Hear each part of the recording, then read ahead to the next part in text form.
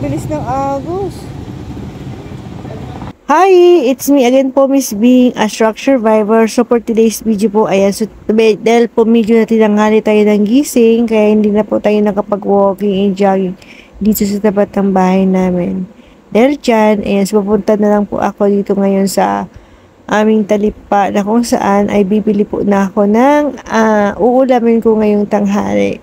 As you can see naman po, pataas ng pataas po yung high tide po dito sa amin.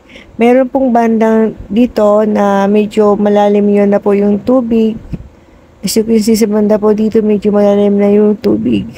Alam nyo po, sa araw-araw po namin itong nararanasan, sanay na po kami ditong lumusong sa high tide. Kumbaga, yun nga, or is a ordinary day, kumbaga. So, thankful pa rin ako kasi kahit ganyan ang naranasan namin sa araw-araw, yan, okay lang yan. Basic ba? Kasi importante, mahalaga, ayan, di po mapasok sa loob ng bahay po namin yung tubig ng high tide. Ayan, so dito na muna ako po magsi-shortcut. Ayan, so dito na po ako, malapit na po ako sa talipapa na kung saan. Ditong banda naman, ayan, so napakalalim po yung tubig dito, oh. Ito po kasi yung banda dito yung talagang pinaka malalim po sa lahat na kung saan ayan o, lagpas po bukong-bukong yung high tide. Actually po yan, mataas pa rin po yung high tide dito. So ayun na nga po, malapit na nga ako dito sa talipapa na kung saan ang bibili po ako dito ng ulam. So napag-isip-isip po habang naglalakad po ako dito, ang bibiling kong ulam ay pisda. Ayan, syempre pisda na dating mga karne ng baboy yung lagi kong binibili. Ngayon di na. So you can see ditong banda sa may tapat ng binilhan ko ng isda. Ang lalim din ng tubig po dito. And syempre, ayan na nga, kumakain ako po dito sa bahay na kung saan po ay nakauwi na po ako ng bahay. So medyo late na po tayo nag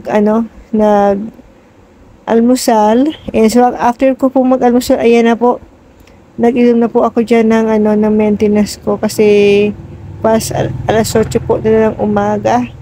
So after ko po uminom ng maintenance yan, so mag-exercise naman po ako, indoor exercise na lang para tayo ay lubusang pagpawisan. Kanina po habang naglalakad po ako sa talipapa, papuntang talipapa, medyo pinagpawisan na din po ako niyan kasi medyo may kalayon na din yung talipapa. So, ito po yung una ko pong exercise. Ito po yung dati kong biniling parang exercise sa kamay at sa paa.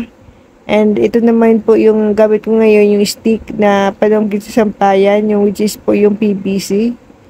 Yan. So, malaking tulong po yung stick na to na pag-exercise po natin sa ating mga arm para tuloy na pong mabanat yung arm po natin. In the same time, yung ating shoulder para mas lalong gumaling yung shoulder natin, nawala na yung frozen shoulder.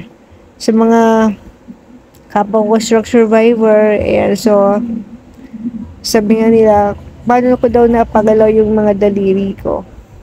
Sabi naman PD ko kasi, ang una daw kasi dapat na gumaling is yung shoulder po natin. Then susunod yung pinaka banda dyan sa may siko. So, hanggang sa dumating na lang na gagaling na din po yung mga ating mga finger. Ayan. So, ditong wanda, so, ginagawa ko po na to. Ayan. Unti-unti na po ako dyan pinagpapawisan. Ang sarap po sa pakiramdam na yung arm ko. Ayan. So, na-stretch po siya. Yan, mga ganyan dati, mga ginagawa ko dati, wala pa po noon. Dati po, hirap ako niyang gawin yan. Ngayon, very easy na lang po sa akin.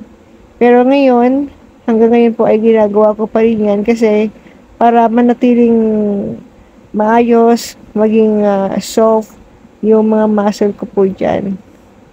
Yan, so dati hirap po ako mag-squat. Ngayon, ayun na, basics na lang po yung pag-squat ko po dyan. Alam niyo po, ang buhay sa stroke survivor ay masasabi kong mahirap kasi makikita niyo po ngayon, very energetic ako, malakas ako, masigla ako, di ba? So, after po ng exercise niyan, kailangan ko na po mag-recharge ng katawan ko kasi, ayun, lobat na po ako. Ganun po ang buhay stroke. Hindi po permanente yung lakas po namin. Saglit lang po, napapagod po kami. Kaya sa mga normal na tao, sana ay dagdagan po pa ninyo po yung mga pag-unawa ninyo sa amin bilang isang stroke survivor. Kasi hindi po biro yung pinagdadaanan po namin. Alam niyo po, nung time na normal pa lang ako at mayroon ako mga nakikita mga stroke survivor, hindi po tayo, sa totoo lang po, as normal na tao, hindi po tayo makakapag-relate sa mga stroke survivor hanggat hindi po natin nararanasan yung mga nararanasan po nila. Kasi, as a stroke survivor, ano po karamihan po yan, hindi naman talaga totally nagkukwento sila kung ano ba yung mga naramdaman nila, ano ba yung mga, basta ganun. Pero sa totoo lang po, kasi ang stroke po kasi, ang naapektuhan yan is yung utak po ng tao. Kaya minsan nga po, may mga stroke survivor na ay parang hirap sila magsalita, parang nakatulala lang. Yung iba po walang facial reaction, which is po yun ay naranasan kong lahat ng yan. Kaya sa totoo lang po yung speech ko, ayun, pagpasensya nyo na kasi napektuhan po talaga yung speech ko. Dati po kasi talagang hindi po ako makapagsalita po ng ayos. Nag-aral po ako ulit magkanta ng ABC, abakada, 1, 2, 3, ganun. Ako may lobo, ganun.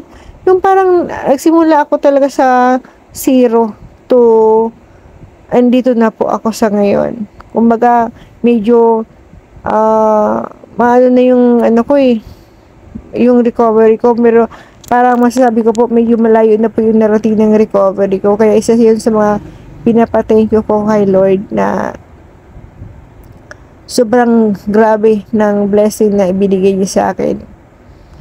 Kaya bilang ako, nandito ako ngayon, isa ng stroke survivor na kung saan, isa na rin po ako sa mga dati kong mga iniidolong stroke survivor na nagmamotivate sa amin dati.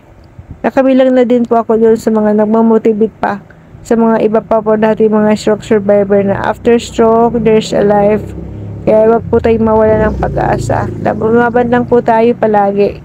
Piliin po dating lumaban. Wag dating piliin na panghinaan tayo ng loob. Kasi may dahilan si God kung bakit pa tayo binigyan ng second chance, second life, diba? Kaya para po sa akin, ang binigay ni God na second life para sa akin ay gagamitin ko para maging isang mas lalong kapakinapakinabang na nandito ako sa ibabaw ng mundo. Hopefully, na yung inaasahan ko po na biyaya na masigit pang ibibigay niya sa akin ni Lord after nito. Siguro sa ngayon, dahil nga medyo okay na po ako, unlike before, talagang grabe din pinagdaanan ko po. Nagsumikap lang po ako, talagang kumbaga, inano ko na kay God lahat, isinuko ko na lahat kay God, sinurrender ko na lahat sa Kanya. Kaya, after nun, I-promise ako kay Lord na gagawin kong lahat ng kaya kong gawin about sa recovery ko. Talagang, I'm so thankful kasi nararamdaman ko na nandyan si God para sa akin, na nakikinig siya sa lahat ng panalangin ko sa Kanya. Kaya, sa mga kapwa ko stroke survivor, laban lang tayo. Huwag tayong mawala ng pag-asa, wala tayong panghinaan ng loob. Kung kaya natin, kaya ng iba, kaya din natin, syempre, di ba? As you can see naman po yung kinakawakan ko ngayon, yung plates dumbbell na kung saan dati po, di po ko kayang kargahin yan ng strong hand ko. Pero ngayon, tingnan mo, kayang-kaya ko nang kargahin. Kaya, tuloy lang tayo mga kapwa ko stroke survivor. Sa pag-exercise, kahit medyo nahihirapan tayo, mahirap talaga yung exercise araw-araw, na para bang, hindi mo alam kung mayroon pang papatungan yung exercise mo to o wala. Pero, laging isipin lang natin na maging positive mindset lang po tayo.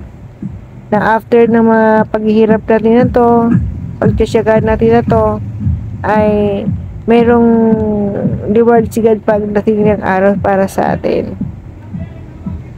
Anyway po, mga kapo construction survivor, ayan, malapit na po tayo matapos sa ating vlog for today. And kindly po check kung kayo po ay nakapalo na or hindi. Kung hindi pa po kayo nakapalo, ayan, pa-support naman po ng aking Facebook page, papalo naman po. Yung simpleng pag-click nyo po dyan sa follow button, ay napakalaking tulong na yan po news para yan sa akin. And syempre po, kung i-share nyo po ang video, ay mas malaking tulong pa po ang may bibigay nyo po sa akin. Basta, importante mahalaga po tayo, mga kapwa construction survivor. Yan, bigyan natin ng halaga yung second life na binigay sa atin ni Lord. Yan, so wag lang po tayong susuko, laban lang po tayo, mga kapwa construction survivor. Kumbaga, deserve natin na yung second life na binigay na sa atin ni Lord. Kaya, gawin natin yung best natin para sa recovery natin. Huwag tayong mawala ng pag-asa. Kung kaya nga ni Miss Bing, kaya nyo din yan. Ayan, so, tuloy-tuloy lang tayo sa laban. Huwag tayong susuko.